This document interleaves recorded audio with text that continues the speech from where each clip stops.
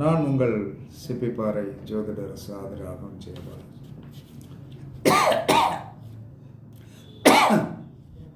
வீட்டில் பேய். இந்த ஒவ்வொரு வீட்டுக்காக போகிறவங்க என்ன செய்வாங்க தெரியுமா, அந்த வீட்டுக்குள்ளே ஏதோ முனிப்பாய்ச்சல் இருக்குது, அங்கே அது இருக்குது, ராத்திரி வந்து என்ன சொன்னா ஏதோ சத்தம் கேட்குது, யாரோ நடக்கிற மாதிரி இருக்குது அப்படின்னு சொல்லிட்டு இருப்பாங்க.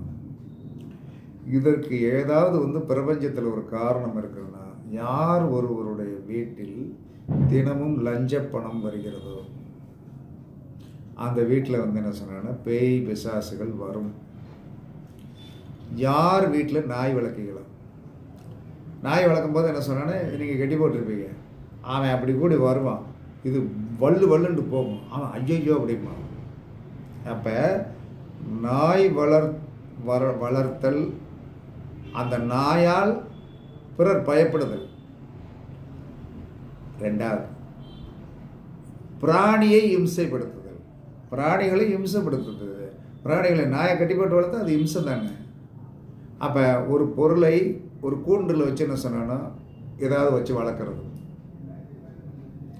அப்போ நாய் வளர்த்தலால் ஏற்படக்கூடிய பிற மக்கள் பயப்படுவாங்க. வீட்டில் போய் எழுதி போட்டிருப்பேன், நாய்கள் ஜாக்கிரதைன்னு எழுதி போட்டிருப்பேன். அவன் என்ன செய்வான், ஐயோ நாய் வேறு இருந்தால் வந்து புடுங்கிருச்சுன்னு என்ன செய்யுங்கிற. அதுவே நாய்கள் ஜாக்கிரதைன்னு எழுதி போடுறதே தப்பு.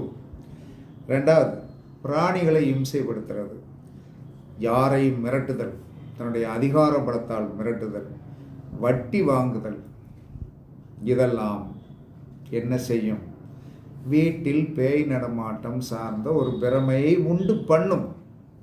இப்படி இருந்தால் குறைத்து கொள்ளுங்கள். வட்டி வாங்குதை நான் தப்பாக சொல்லலை, அது உங்கள் இஷ்டம். நாய் வளர்த்தலை நான் தப்பாக சொல்லலை, அது உங்கள் இஷ்டம். இது சாஸ்திரத்தில் சொல்லப்படுது. தினம் லஞ்சம் வாங்குதல், நாய் வளர்த்து அதனால் வந்து பிறரை வந்து பயப்பட செய்தல், பிராணி இம்சை, யாரையும் மிரட்டுதல், வட்டி வாங்குதல், இதெல்லாம் நம்மளுடைய சந்ததிகளுக்கு என்ன சொல்லணும்னா பிரமை என்று சொல்லக்கூடிய பேய் சார்ந்த ஒரு விஷயத்தை வந்து மனக்கண்ணுக்குள்ள தோன்ற வச்சணும்னு சாஸ்திரம் சொல்லுகிறது. பரீட்சித்து பாருங்கள்.